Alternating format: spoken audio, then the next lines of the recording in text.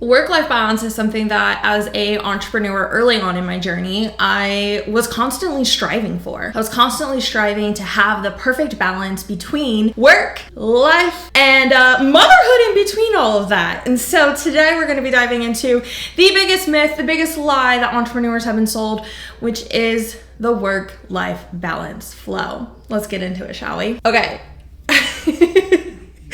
I have not yet tried this flavor. I literally just picked this up from Aldi's about an hour ago, and I wanted to actually share with you guys as we crack it open what the new strawberry sunrise tastes like. Oh, I've been waiting for this. Okay, you ready to crack it open?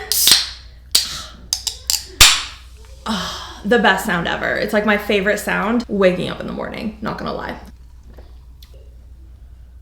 Oh my gosh. So if you like pink slush and orange kiss, my sister Beth was right. It's a mix of this. So good. So hi cuties, my name is Ashley and I am the CEO of a multiple 7-figure business. And during the day, I run that, we do that. And during the night, I'm most likely cuddling my little 6-year-old and reading a nonfiction book on my Kindle. And so today we are getting into, gosh, really like turning back the time. Yeah. We're gonna turn back time. I wanna turn back to the lovely year of 2020. I know, not so lovely, but here's the thing. Back in 2020, I actually had one of my biggest pivotal moments in entrepreneurship. To paint the picture, at the time, I was doing emails, I was doing graphics, which I was not very good at. I was doing product descriptions, I was doing social media posts. If there was something that I thought I could do, I was doing it. And to be completely frank with you, at that time in my life, I was definitely just striving to be able to make ends meet. There was a point in my career, which I'm sure a lot of entrepreneurs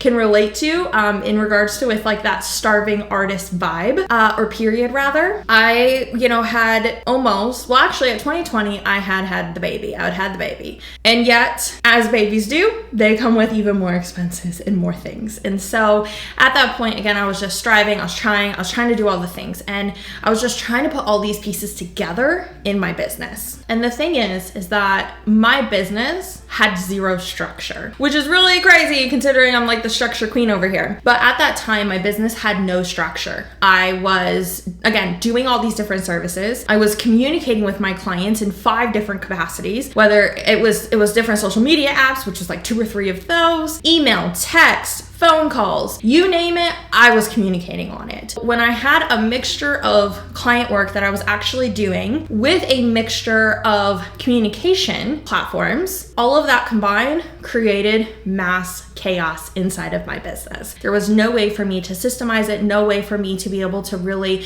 track where everybody was at without it taking time in the process. And you want to know what suffered the most? It was my life. It was the connection that I had with my child. That is what suffered the most, as with my chaos. And so if you're currently in this season of feeling like, oh my gosh, everything is just chaotic and crazy and the business is crazy, but then also personal life is crazy, I want you to know that I get it. I totally get what that feels like, to feel like there's no structure, there's no roadmap. You're just reacting.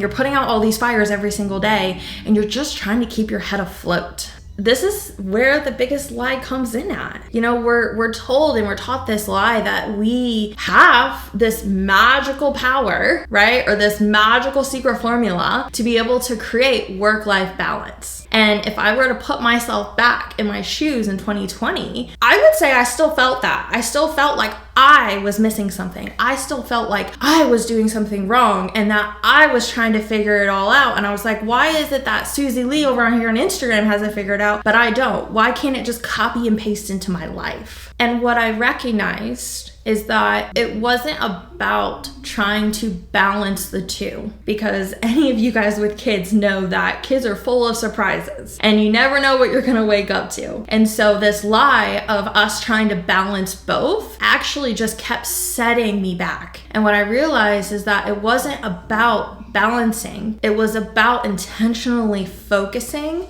in the moment on one specific thing. And so what I would love for you to consider is, let's just think about if you were to pick up your device And if you were to go through the process of picking up your phone and going and taking a picture. Now, if I were to go through that process of like, let's say taking a picture of my office, I could be like, oh, okay, cool. I'm gonna take a picture specifically of my left bookshelf. So if I take a picture of my left bookshelf and I'm standing from like here across the room, I'm most likely just gonna zoom in on the one bookshelf, and the other bookshelf I'm just going to disregard. When you use the intentionality of focus instead of balance, it allows for you to be able to become really crystal clear on what it is that you're focusing on and allowing the rest of it to just fall into the background. It's very similar to a concept that I learned pretty early on during this journey, which was the idea and concept of glass balls versus plastic balls. And this is another key concept that helped me realize that I didn't need to focus on both at the same time. I didn't need to focus on both bookshelves at the same time. I could just focus on one. I didn't have to focus on both the plastic and the glass balls. I could just focus on the glass ones. The concept of the balls is really simple, is that if I had a whole bucket full of balls and I was given all of these balls and I'm holding on to them essentially, which ones am I gonna wanna let drop? The plastic ones, right? Because the plastic ones are most likely just gonna bounce.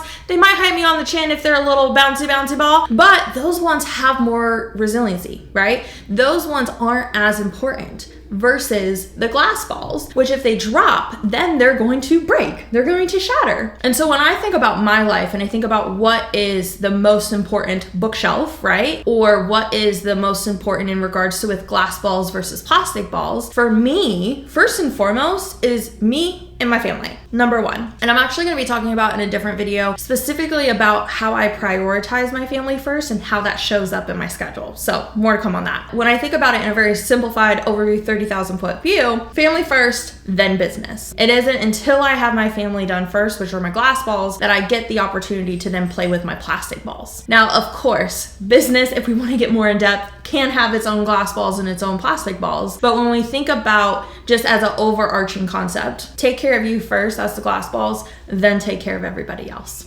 Pretty simple, right? Another concept that has really helped me is really, again, going back to the focuses, right? Like if we go back to that camera concept of what are we focusing in on, we can have specific focuses in life and allow for our tasks, priorities, and our focus to then dictate off of that. So for me, I have gone through kind of really 3 seasons of what I would call focus. I've gone through a growth focus, which is really growing in regards to with the business, right? So that's me all in on the projects, the tasks, me maybe working a little bit overtime, me being very present and very like, okay, we're here, we're doing, like, this is where I'm putting the majority of my time and energy. I've also gone through a season of just family, right? A lot of times for me, I will really naturally, gradually go more into the family aspect during the holiday season, right? That's like a really easy concept where we can usually identify that a lot of people are moving from the growth into more of just that family intentional focus. And then the last one is a you season. I'm gonna be getting a little bit more into these and really thinking through these different focuses,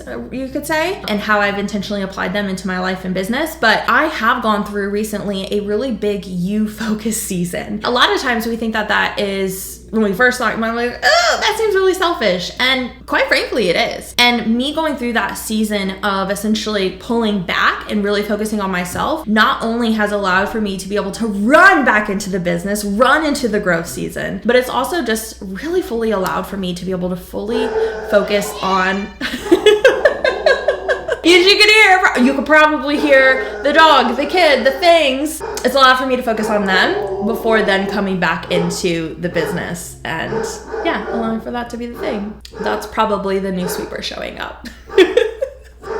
And so what I would love for you to take away from this really short video is really just considering what focus are you really leaning into right now? And not only identifying and bringing awareness to what focus you're in, but I would also love to invite you to fully be okay with that. It's totally okay if right now you're in a full family season. It's okay if you're fully in a you season, because the one thing that I've learned is that both of those buckets, when they become full, they overflow into your business. And that's really where we want you to be at, is for you to be in a place where your business is getting the overflow of the incredible incredibleness of what you have inside of you and your family, knowing that those buckets are taken care of first before you get into business. And so I would love if you could just drop me a really quick little hi wave emoji if you made it towards the end. I really appreciate you guys. And I just want you to know that if you guys have any questions whatsoever, if something came up for you, if you're just like, oh, talk more about this, or hey, I didn't really understand what you meant here, can we go a little bit deeper? I want all your feedback. I would love to hear your thoughts. I would love to hear what your opinion is. I would love to hear your feedback. Just give it to me. Give it all to me. I'm not scared of it. And I'm just, again, I'm so incredibly appreciative of you. So, and with that being said, stay caffeinated, stay connected, and most importantly, stay centered in Christ, because I promise you, beyond all, when you're centered in Him, everything else also becomes a lot easier. Cheers. See you later in the next video.